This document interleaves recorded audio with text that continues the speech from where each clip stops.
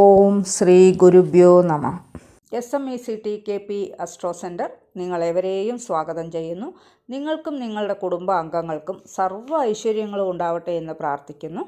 ഇന്നത്തെ നമ്മുടെ വിഷയം 1202 ആണ്ട് പുതുവർഷ ഫലത്തെക്കുറിച്ചാണ്.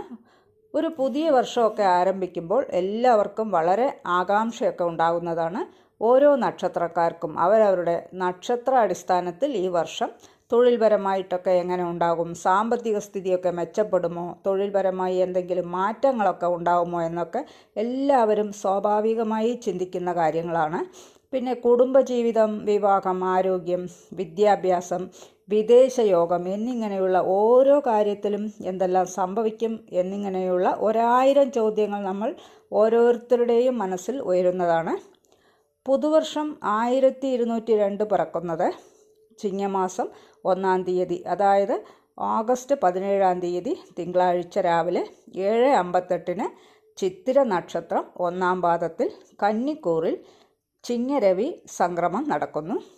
ഈ വീഡിയോയിൽ 1202 ആണ്ടിലെ ഓരോ നക്ഷത്രക്കാരുടെയും സമ്പൂർണ്ണ പുതുവർഷ ഫലത്തെക്കുറിച്ചാണ് പറയാൻ പോകുന്നത്.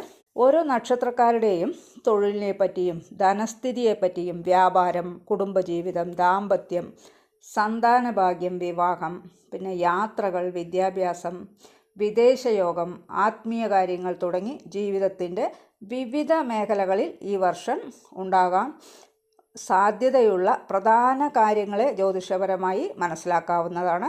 അതുമാത്രമല്ല, ഏതെല്ലാം സമയങ്ങളിൽ കൂടുതൽ നിങ്ങൾ ശ്രദ്ധിക്കേണ്ടതുണ്ട്, പിന്നെ ഏതെല്ലാം അവസരങ്ങൾ പരമാവധി നിങ്ങൾ പ്രയോജനപ്പെടുത്തണം എന്നതിനെല്ലാം പറ്റി വിശദമായി തന്നെ പറയുന്നുണ്ട്. അതിനു മുമ്പ് ഈ ചാനൽ ആദ്യമായിട്ടൊക്കെ കാണുന്നവരാണെങ്കിൽ ചാനലൊന്ന് മറക്കാതെ സബ്സ്ക്രൈബ് ചെയ്യുക. പിന്നെ ജ്യോതിഷപരമായിട്ടുള്ള എല്ലാ ആവശ്യത്തിനും ജ്യോതിഷ പഠനത്തിനും കൺസൾട്ടേഷനും ഒക്കെ SMECT അസ്ട്രോ സെൻറ്ററുമായിട്ട് ബന്ധപ്പെടാവുന്നതാണ്. കൺസൾട്ടേഷൻ ഓൺലൈനായിട്ട് മാത്രമേ ഉള്ളൂ.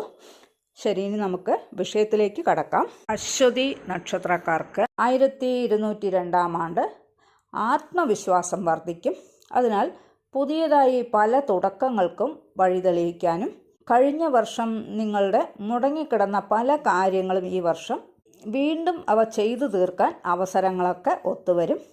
പിന്നെ തൊഴിൽ രംഗത്ത് പുതിയ അവസരങ്ങളൊക്കെ ലഭിക്കാനും നിലവിലുള്ള ജോലിയിൽ സ്ഥാനക്കയറ്റമോ അല്ലെങ്കിൽ ഉത്തരവാദിത്വമുള്ള സ്ഥാനമോ ഒക്കെ ലഭിക്കാനുള്ള ഇടയുമുണ്ട്.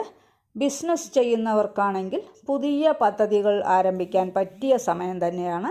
സാമ്പത്തികമായി വരുമാനമൊക്കെ ലഭിക്കും. എങ്കിലും അനാവശ്യമായ ചിലവുകൾ ഉണ്ടാകാനുള്ള യോഗം ഉള്ളതുകൊണ്ട് ചിലവുകൾ നിയന്ത്രിക്കാൻ ശ്രമിക്കണം.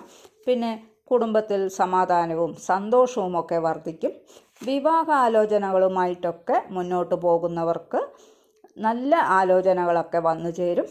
വിദ്യാർത്ഥികൾക്ക് പഠനത്തിലും മത്സര പരീക്ഷകളിലൊക്കെ മികച്ച വിജയം നേടാനൊക്കെ കഴിയും.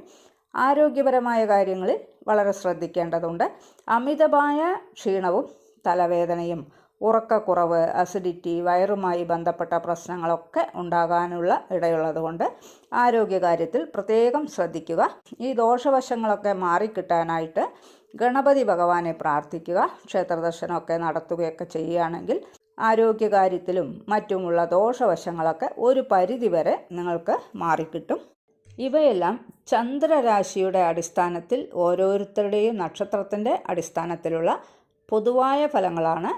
പിന്നെ നിങ്ങളുടെ ജനനകാല ജാതകത്തിൻ്റെയൊക്കെ അടിസ്ഥാനത്തിൽ നിങ്ങൾക്ക് തത്സമയം നടക്കുന്ന ദശയുടെയും അപഹാരത്തിൻ്റെയും ഒക്കെ അടിസ്ഥാനത്തിൽ ഫലങ്ങളിൽ ചില മാറ്റങ്ങളൊക്കെ ഉണ്ടാകാനുള്ള ഇടയുണ്ട് എന്നുകൂടി പ്രത്യേകം ഓർമ്മിപ്പിക്കുകയാണ്. ഈ ചാനൽ ഇതുവരെ സബ്സ്ക്രൈബ് ചെയ്യാത്തവരാണെങ്കിൽ ചാനലൊന്ന് സബ്സ്ക്രൈബ് ചെയ്യുക. വീഡിയോ ഇഷ്ടപ്പെട്ടുവെങ്കിൽ ലൈക്ക് ചെയ്യുക, ഹൈപ്പ് ചെയ്യുക. നിങ്ങളുടെ വേണ്ടപ്പെട്ടവർക്കും സുഹൃത്തുക്കൾക്കും ഒക്കെ ഷെയർ ചെയ്ത് കൊടുക്കുക. നിങ്ങളുടെ അഭിപ്രായം കമൻറ്റ് ബോക്സിൽ അറിയിക്കുക. വേറൊരു വിശേഷവുമായി നമുക്ക് വീണ്ടും കാണാം. നന്ദി, നമസ്കാരം.